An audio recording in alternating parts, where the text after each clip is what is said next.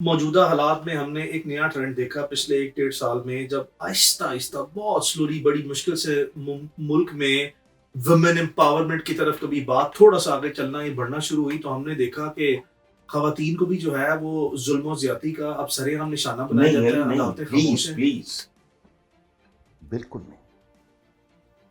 یاد رکھنا ہے، جس معاشرے کے مرد غلام ہوں، جس بچی کا باپ غلام ہے، جس کا بھائی غلام ہے، یہ سوسائٹی آف سلیوز۔ اور ہماری تو غلامی بھی بہت گھٹیا ہے، 2 وقت کی روٹی، اور یہ صدیوں سے ہے، یاد رکھنا۔ سوکھی روٹی کھا، ٹھنڈا پانی پی، جس کے گھر دانے اس کے کملے بھی سیانے۔ آپ صدیوں سے بھوکے ننگے ہو۔ یہ بکواس ہے کہ برِ صغیر پہ 850 سال، یہ نہ، یہ تو 1000 کہتے ہیں سال مسلمانوں کی حکومت، نہ، غیر ملکی مسلمان حکمرانوں کی حکومت۔ یہاں تو پیٹ بھر کے کبھی کسی نے کھانا نہیں کھایا۔ 50s میں ایک فلم تھی ناجی، باپ کہتا ہے بیٹا، وہ باغ میں کام کرتا ہے، وہ ہوکا ہوتا ہے، وہ پرندے اڑانے والا، تو بیٹی کو کہتا ہے تو تزمی ہے چوری۔ 50s کی فلم، وہ کہتی ہیں کہ باپ کو کہتی ہے چاچا اتنے تو بندے نوں سکی روٹی نہیں لبھی۔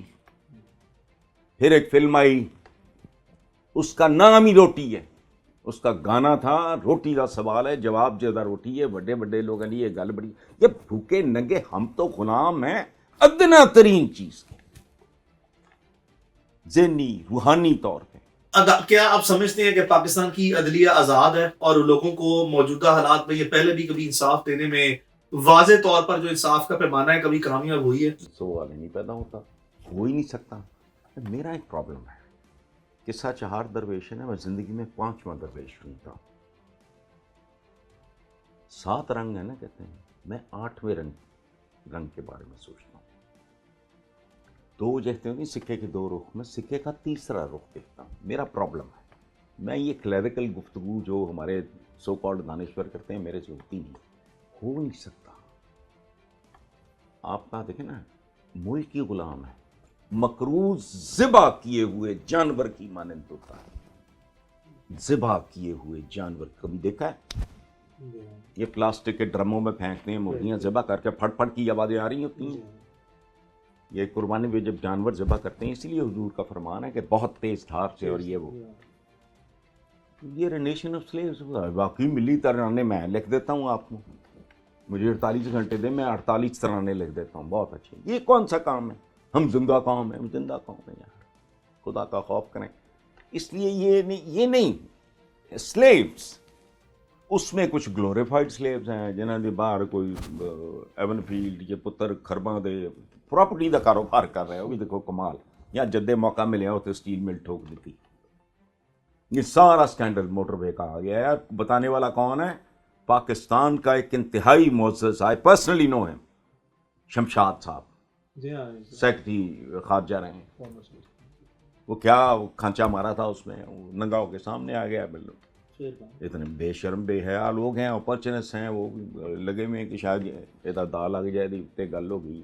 ہمارے جمہوری نظام جو ہے مایوس کن ہے، عدالتوں کا رول مایوس کن ہے، معاشرتی طور پر تعلیم لوگوں میں نہیں ہے۔ کیا کوئی صحافت بھی زندہ دیکھتے ہیں؟ بالکل نہیں، بالکل آزاد نہیں ہے۔ بالکل نہیں۔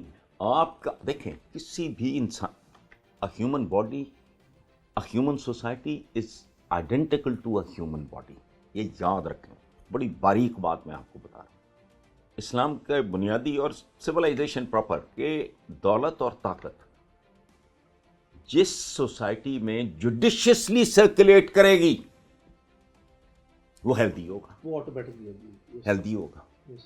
بالکل ایسے ہی جیسے اگر خون جوڈیشیسلی سرکولیٹ کر رہا ہے، نہ ہائی بلڈ پریشر ہوگا نہ لو بلڈ پریشر ہوگا۔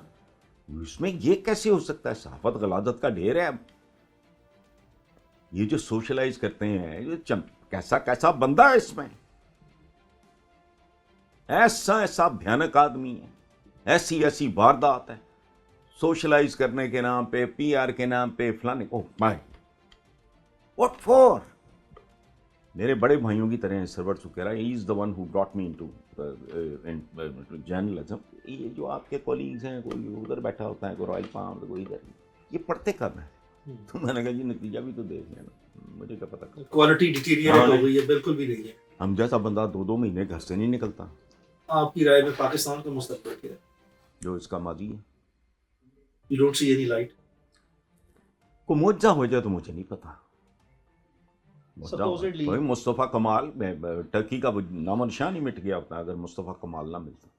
और डेमोक्रेसी इस तरह की का वो कोई जवाब है ही नहीं। और अगर आप रूटीन की डेमोक्रेसी में गए, it will take another 100 years।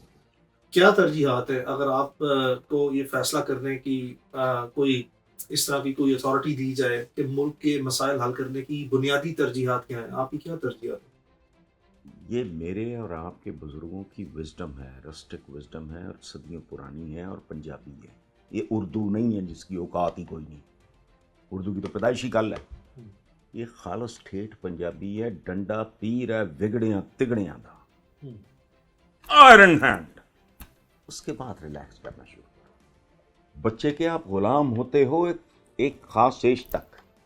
अच्छे पेरेंट्स उसके गुलाम होते हैं, वो उसकी पॉटी भी चेंज, फलाना भी ये भी करो वो भी करो, इधर ना जाए उधर ना जाए।